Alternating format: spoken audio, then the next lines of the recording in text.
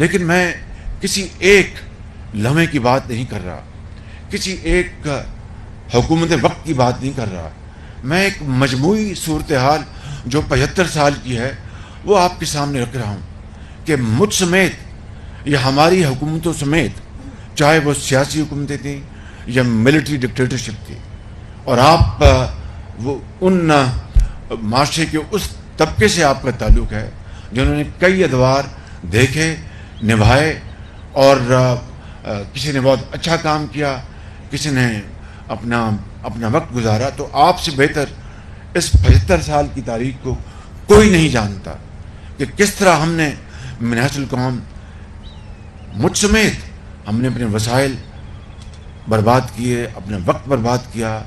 شورش، شور و غوغا، پروٹسٹ، ایجیٹیشنز، یہ 75 سال کی پاکستان کی تاریخ ہے، اور ہمارے آپ کے بزرگوں نے ایک اپنا خون